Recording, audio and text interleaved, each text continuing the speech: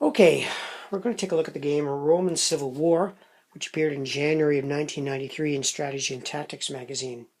Now, this game was actually part of a series, and they were not done in chronological order or anything like that. The first game in the series was actually Trajan, the Roman campaign in the East, appearing in 1991, September. Then came Roman Civil War, the game we're going to be looking at. Then came Caesar in Gallia, appearing in December of 1993. And the last one was Germania, which appeared in July-August of 1995. All of them are by designer Joe Miranda, and all are published by Strategy and Tactics. Now later on, they put all 4 games into one box and called it Trajan Deluxe. The series was popular enough to do so, I guess, and they allowed you to take all 4 maps of the Roman Empire and link them together to make one big kind of Roman Empire game. But it was a mixed success as far as trying to make a big campaign game, since the series was never really conceived as such. And I think they fumbled the ball a little bit with that, trying to do one big, gigantic game. I think the games shine actually better as individual games. Now, my favorite in the series is Roman Civil War. And if you have the other titles, you can actually take the Spanish map and attach it to this board edge instead of using the Hispania, Spain off-board boxes, which is in the original game. Also with Syria, you can attach the Syria map here instead of using, again, the Syria off-board maps boxes. So you can have one big map of the Roman Empire. Now, one neat thing about the game is the Ptolemaic model of the Roman Empire. It's kind of the Roman Empire the way the Romans visualized it. It's not strictly a correct geographical map of the Mediterranean, but for game purposes, that just doesn't matter. I don't usually editorialize in my videos because I know a lot of work goes into these games. I understand that. Having designed a game myself, I know that it's a huge task to produce a war game, and a lot of work is involved. But for this series, I have to make some commentary because they were spread out over several years, and I really like Joe Miranda's designs. He's an innovative designer. I like what he's doing, and I like a lot of his titles. The bad thing about it is that they're magazine games, and as I've hinted at in some of my other videos, the magazine games just always seem to have problems. There's lots of errata half the time. They're not fully developed. They're on a time schedule where the magazine has to get out whether the game is ready or not, and I find that suffers.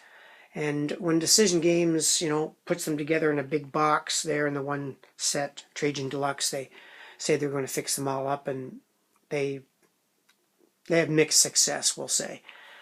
Apparently you're supposed to use the Trajan Deluxe rules because Trajan, well, fixed up things in the original rules and made them cleaner. Well, there's yes and no to that. Now I'll give you an example. Now this is a copy of the Civil War rules. I always work from copies because I like to highlight rules and things like that. Now the trouble is with the darn series is, I think the most logical way to design a basic and advanced game is you design basic game rules, and then the advanced game builds on the basic game. But for some crazy reason, Decision Games decided not to do that. I don't know why. So you read the basic game, then you go, okay, let's add some advanced rules. Then you go to read the advanced rules, and then you realize you have to delete and unlearn things you learned in the basic game. So what I did was, cross out anything that I don't need to read.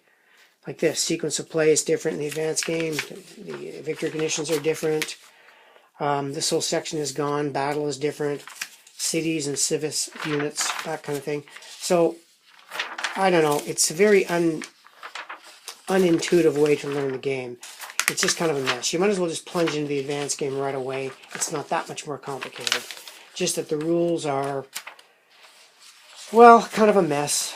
Now maybe the new Trajan Deluxe fixed all that. They claim they did, but I actually owned Trajan Deluxe at one time and eventually got rid of it.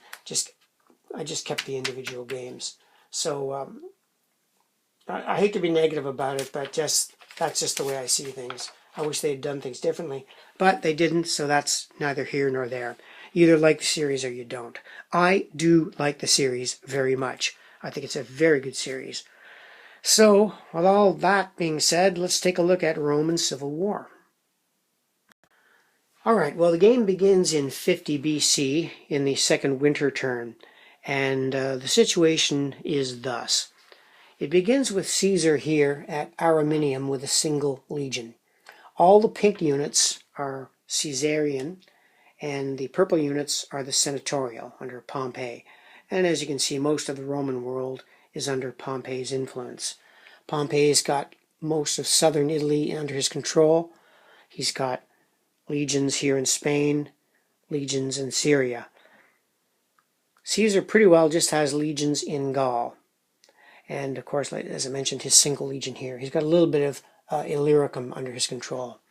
For client forces, Pompey can count on King Numidia here, or King Juba, rather, of Numidia. And of course, you've got Cleopatra and her forces here. You've got client forces here, which, if I've done it right, I'm not exactly sure in the setup. It says you set them up as client kingdoms, and you put a C marker on it to show that they're under Caesarian control. I'll have to check that again. I'm not quite sure about that. But the situation during that winter was that Pompey had more or less evacuated Rome, forgetting to take the treasury with him too, and he retreated down here to Brundusium. He did have naval superiority over Caesar, and as we know, he eventually crossed over to Greece. So that's the situation at the beginning of the game. To win the game, there's various victory conditions in the advance, but more or less, you have to conquer a lot of these towns, get a good proportion of them on your side, and get the politics, the Senate, on your side through use of these res publica markers. And I'll show them and a solution I had to making it more user-friendly in a moment. Now, when you're playing the game at various times, you acquire and can expend these stratagem markers. There's basically three types. There's military markers, agent markers, kind of like secret agents, and political markers that will gain you some advantage in each of their fields. And there's, well, each side has their own color, of course. Now, chits are getting kind of out of vogue now. I understand that that's a limitation of the magazine format, but I don't know, I'm kind of used to using cards these days, so I made up my own cards for them. So in the video you'll see me use these military or agent cards or political. I find them just easier to handle than these little chits.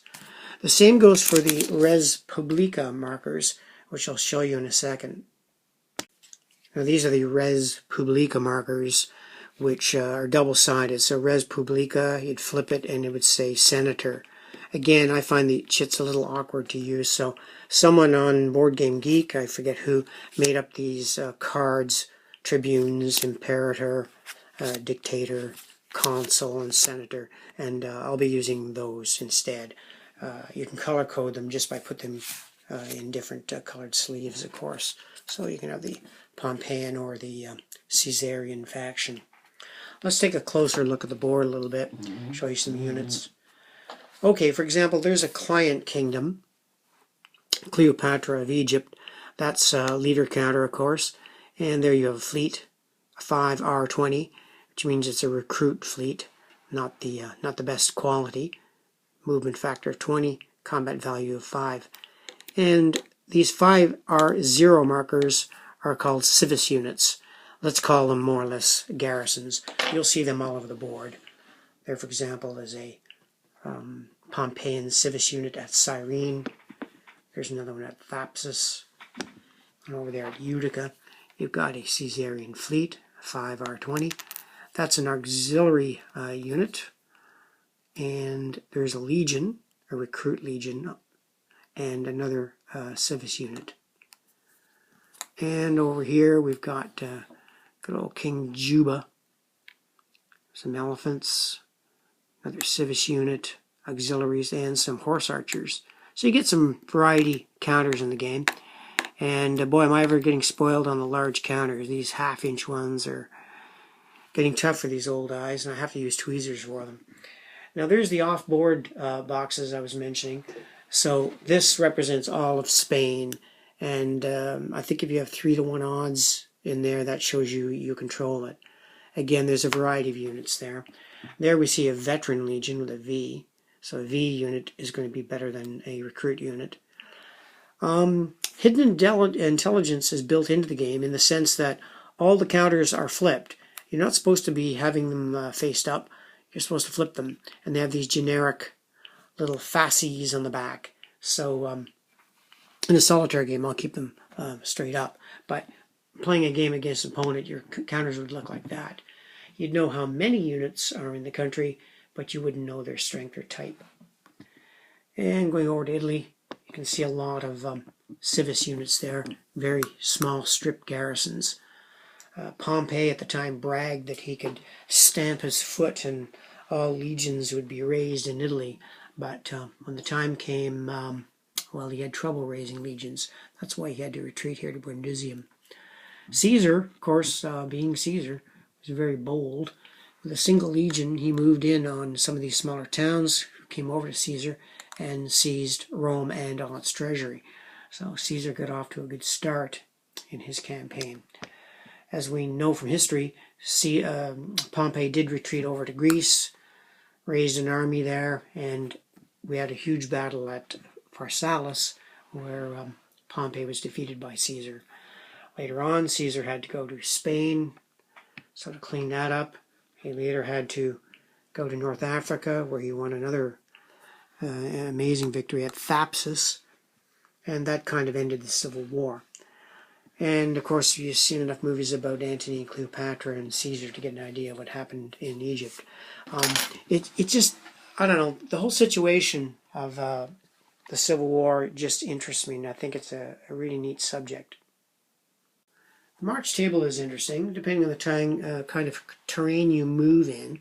If you move on a road or trade route, you'll be rolling the die to see whether you make the move or not, or whether you suffer any attrition. Whether you move cross-country, you're on a different table.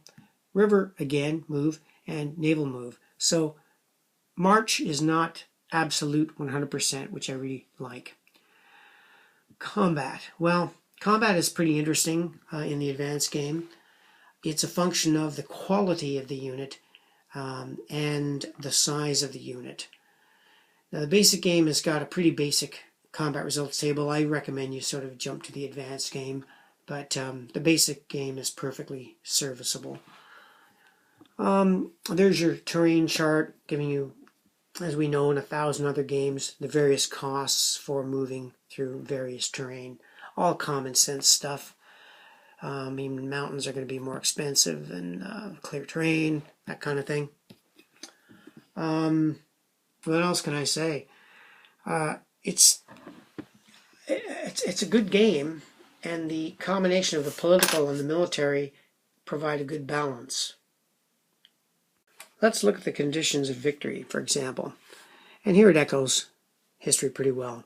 Triumphant victory is controlling the city of Rome and at least 25 other cities on the map. There's an awful lot of cities on the map, so you'll have your work cut out for you. A conquering victory is controlling the city of Rome and at least 25 other cities on the map and controlling at least 2 of the off-map regions, which is why I think some people like to attach the Syrian map and the Spain map, making for a much more rewarding experience. But if you want to, get the flavor of the Civil War, using the off-board charts will be just fine. But if you want the ultimate, attaching the other maps would be pretty neat. Take a lot of time to play, though. And the Optimus victory, the highest, control the city of Rome, 25 other cities, and control 2 of off-map regions, and at least have 5 friendly colonies in play. And that's done through the use of the res publica markers. So you'll have to not only conquer, you'll have to colonize also. Now, the designer hasn't ignored the political component, because that's very important in this game too. The winning side must fulfill certain political conditions, otherwise it cannot win. For the Caesarians, he has to control at least 4 res publica markers of any type, and the senatorial has to control at least 2.